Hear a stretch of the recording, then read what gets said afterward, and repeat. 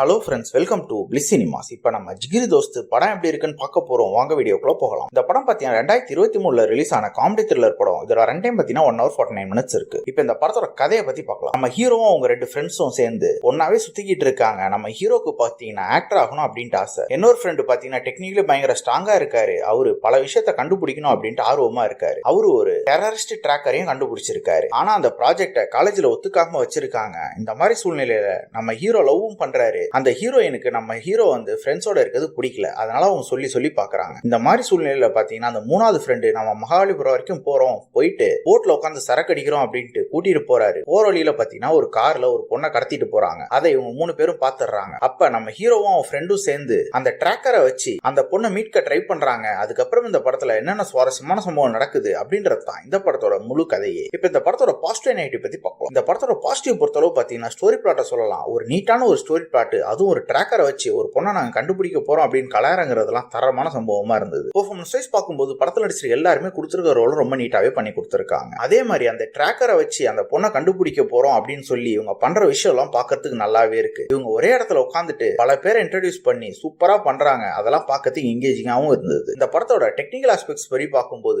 படம் கொஞ்சம் minimum budget தான் எடுத்திருக்காங்க. ஆனாலும் டெக்னிக்கல் ஆஸ்பெக்ட்ஸ்ல ஓரளவு ஸ்ட்ராங்காவே பண்ணி கொடுத்திருக்காங்க. ஆனா ஒரு சில இடத்துல அது லோ பட்ஜெட்னு காட்ட தான் செய்யுது. கேரக்டர் ரைட்டிங் பார்க்கும்போது முக்கியமான கேரக்டர்லாம் ரொம்ப சூப்பராகவே எழுதி எடுத்திருக்காங்க. ஸ்கிரீன் பிளே வைஸ் பார்க்கும்போது படத்தை இன்னும் கொஞ்சம் நல்லா பெட்டரா எழுதி எடுத்திருக்கலாம். என்னன்னா ஹீரோ வந்து அங்கேயே கிட்டத்தட்ட இருக்க மாதிரி இருக்கு. அவரு இறங்கி சில சம்பவங்கள் பண்ணி தான் நல்லாவே இருந்திருக்கும். ஓவராலா பார்த்தீங்கன்னா இது ஒரு ஒன் டைம் வாட்ச் படம் தான். ட்ரை பண்ணி பாருங்க. இன்னொரு வீடியோவில் சந்திக்கலாம். தேங்க்யூ.